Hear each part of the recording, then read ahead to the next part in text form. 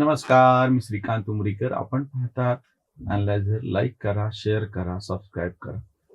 अनलायझरचं app download करा. आज 12 डिसेंबर. शेतकरी संघटनेचे नेते, कोटी कोटी शेतकऱ्यांचे पंचप्राण आदरणीय शरद जोशी यांची पुण्यतिथी. दरवर्षी आम्ही ह्या दिवशी एक व्हिडिओ करतो, त्याच्यावरती लेखही लिहितो किंवा आधी असलेला लेख मी शेअर करतो परत. आश्चर्य याचं वाटतं की आज 10 वर्ष झाले शरद जोशी जाऊन. शेतकरी संघटनेची त्यांनी सुरुवात केली 1980ला. त्याही गोष्टीला आता 45 वर्ष होत आहेत. जे मुद्दे तेव्हा उपस्थित झालेले होते तेव्हापासून ते आज तागायत, त्याच्यामध्ये फारसा फरक पडलेला नाही. जागतिकीकरण पर्वामध्ये 1990 पासून जगातली बाजारपेठ खुली व्हायला लागली. वेगवेगळ्या देशाच्या अंतर्गतमध्ये देशांतर्गत मोठ्या प्रमाणामध्ये व्यापार वाढायला लागला. त्याच्यानंतर ज्याचा आम्ही नेहमी उल्लेख करतो ती क्रीडा संस्कृती, साहित्य, संगीत, कला हे सगळ्याच्या बाबतीमध्ये एक मोकळं वारं वाहताना जगभरामध्ये 1990 पासून दिसायला लागलं. जेव्हा हे जागतिकीकरण पर्व सुरू झालं तेव्हापासून शेतकरी संघटनेने आपली उत्पादन खर्चावर आधारित रास्त भाव ही मागणी बाजूला ठेवली.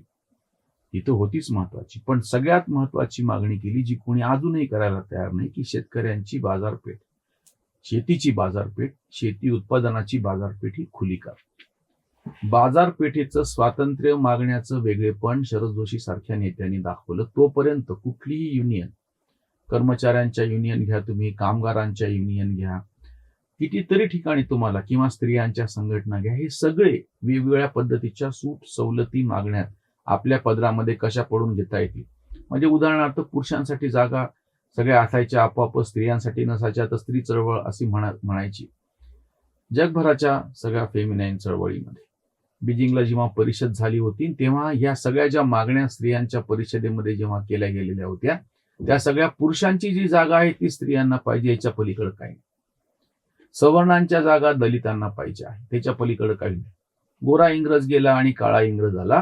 म्हणजे सातत्यानं स्वातंत्र्याच्या नंतर जगाचं जाऊ द्या, आपल्या भारताचा जर आपण विचार केला तर सगळ्या चळवळी या दुसऱ्याला जे मिळते ते त्यालाच कसं काय, मला कसं काय नाही, इतक्या संकुचित पायावरती उभ्या होते.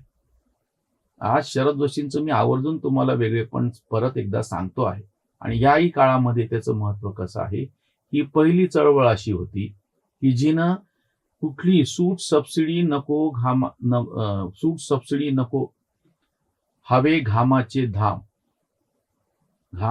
दाम मागणारे, तुमच्या कष्टाची किंमत मागणारी ही सगळी चळवळ त्याही पडचा टप्पा गाठून असं म्हणायला लागली की आम्हाला बाजारपेठ खुली करून द्या, किंवा तुम्ही आमच्यामध्ये येऊ नका, आम्ही आमचे समर्थ आहेत आमचा भाव मागून घ्यायला.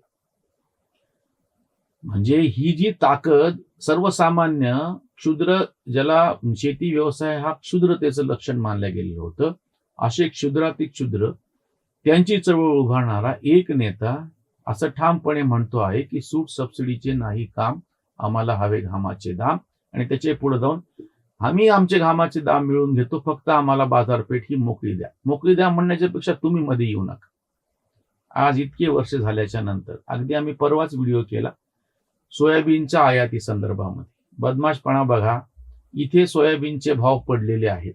तुम्ही जो MSPचे लिगल गॅरंटी जे बोंबलत होते ना, सोयाबीनचा वाढलेला भाव आणि प्रत्यक्षात बाजारपेठेमध्ये असलेला भाव, म्हणजे MSPची किंमत आणि ती ह्याच्यामध्ये जो फरक आहे 800-850 रुपयाचा, आणि कोणी किती जरी प्रयत्न केला तरी तो भाव उचलून वरती जायला तयार नाही.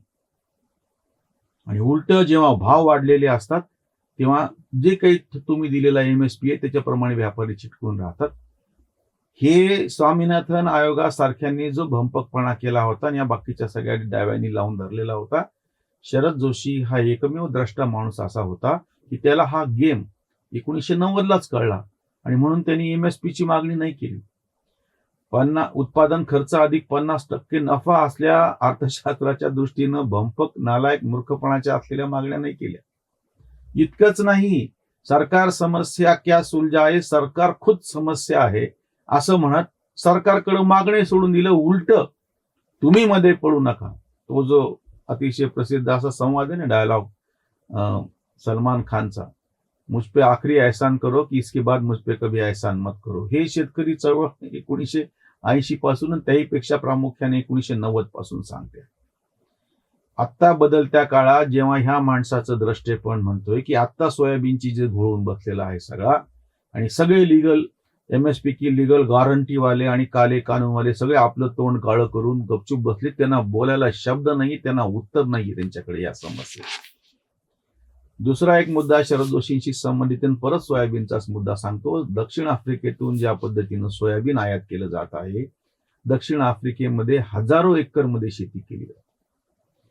आपल्याकडे लँड होल्डिंगच्या नावाखाली शेतीचे तुकडे तुकडे पाडून त्याची वाट लावून टाकल्या गेली.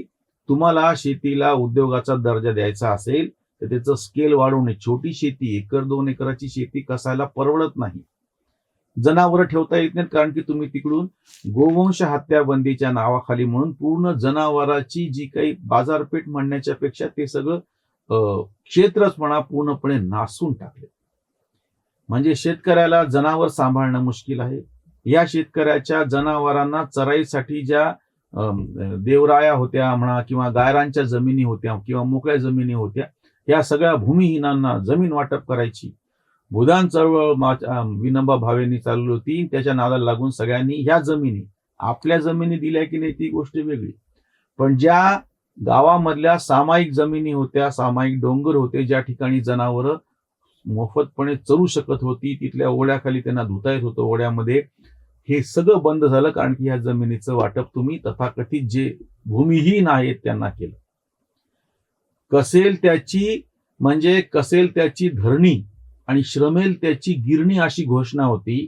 हा डाव्यांचा बदमाशपणा असा. इथे शरद जोशीचं द्रष्टेपण दिसतं. शेतीच्या तर वाटण्या केल्या तुम्ही, काय म्हणता येईल त्याला, ज्या पद्धतीने आपल्याकडे विनोबा भावेंनी भूदान चळवळ चालवली, जमिनीचं फेरवाटप केलं, सगळ्यांना जमिनी दिल्या, ज्या दलितांना जमिनी त्यांना जमीन दिल्या, ठीक आहे, वादासाठी मान्य करू. अरे मग श्रमेल त्याची गिरणीचं काय झालं? कसेल त्याची धरणी ही घोषणा राबवता आली, पण श्रमेल त्याची गिरणी ही का नाही राबवता आली? त्याच्यामध्ये तर सगळे डावे होते ना. यांनी आंदोलन करून गिरणी कामगारांचा संप झाला आणि त्या मोठ्या प्रमाणामध्ये गिरण्याच बंद पडून गेल्या सगळ्या. आणि ह्या सगळ्या युनियन कोणाच्या होत्या? या सगळ्या युनियन डाव्यांच्या होत्या, समाजवाद्यांच्या होत्या. मग तेव्हा मात्र कोणी असं म्हणालं नाही की त्या गिरणीमधले शेअर जेव्हा ते खासगी ह्याच्यामध्ये तयार झाले त्याचे शेअर तुम्ही शेतकऱ्यांना त्या कामगारांना का नाही दिले? इकडे मात्र जमिनी कुळाने जिथं राबवल्या त्या सगळ्या जमिनी काढून घेतल्या. हा जो दुष्टावा होता शेतीच्या बाबतीतला.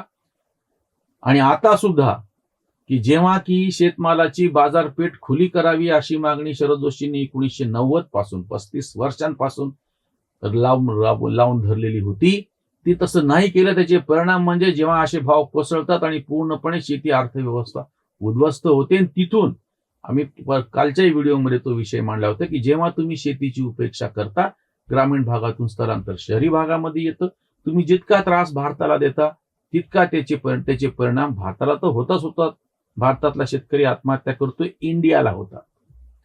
जो इंडिया हे सगळं शोषण करायला बसलेला होता जागतिकीकरण पर्वामध्ये, आता त्याची सुटका नाही. कारण की हा सगळा दबाव, हा सगळा ताण ग्रामीण व्यवस्थेचा, इथे दिलेल्या तुम्ही तयार केलेल्या समस्यांचा, असलेल्या समस्यांचा म्हणत नाही मी. शरद जोशींनी फार स्पष्टपणे आणि एकमेव चळवळी असं म्हणत होती की जर ऑस्ट्रेलियातून येणारी डाळ इथल्या डाळीपेक्षा स्वस्त असेल तर इथल्या ग्राहकाला तो अधिकार आहे की त्यानं स्वस्त डाळ घ्यावी. आम्ही नाही असं म्हणणार की आमच्या शेतकऱ्याची महागडी डाळ घ्यावी म्हणून. असं कोणीच म्हणत नव्हतं. एकमेव शेतकरी संघटनेचे नेते शरद जोशी होते. कुठलीही कामगार चळवळ बदमाशपणे असं म्हणत नाही की बाहेरून जर तुम्हाला स्वस्त जर मजूर मिळत असेल तुम्ही बाहेरून मजूर आणा, आमच्या मजुरांना जास्तीचा पगार द्यायची गरज नाही. उलट जग खड्ड्यात गेलं तरी हरकत नाही, कारखाना खड्ड्यात गेला तरी हरकत नाही, कामगारांना मात्र पगार मिळाले पाहिजेत. काय व्हायचं ते तुम्ही बघतात. खरंच ते सगळ्या कामगार चळवळीनं कारखानेच बंद पडून टाकले. त्या कारखान्याच्या जमिनी त्या मालकाने विकून टाकल्या आणि तेव्हापासून 84-85 ची गोष्ट, दत्ता सामंत लोकसभेवरती निवडून आलेले होते, कामगार चळवळीचे नेते. फक्त दत्ता सामंतांचाच खून झाला असं नाही, त्याच्यानंतर प्रत्यक्ष कामगार हिताचाच खून झाला.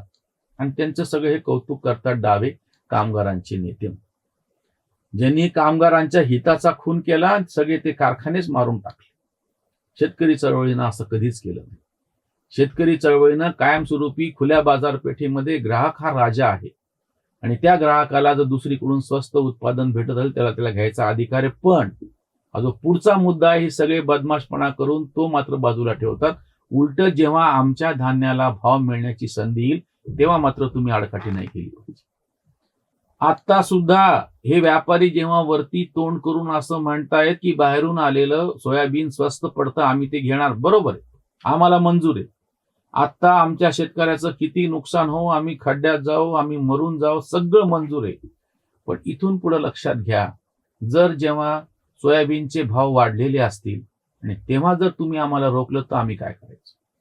मग तेव्हा जर आम्ही तुमचे गळे पकडले, तेव्हा जर आता जे शेतकरी आत्महत्या करतायत अजूनही शांतपणे सुसभ्यपणे स्वतःचं जीवन संपवत आहे, कारण की तुम्ही त्यांच्या गळ्यावर बसलेले आहात. उलट जेव्हा त्यांच्या भावाला त्यांच्या मालाला भाव मिळण्याची संधी आंतरराष्ट्रीय बाजारपेठेमध्ये येईल आणि तुम्ही जर निर्यात बंदी लादाल तर कोणाचे मग जीव घ्यायचे, कोणाचे खून करायचे, कोणाच्या छातीवरती बंदुका रोखायच्या या शेतकऱ्यांना.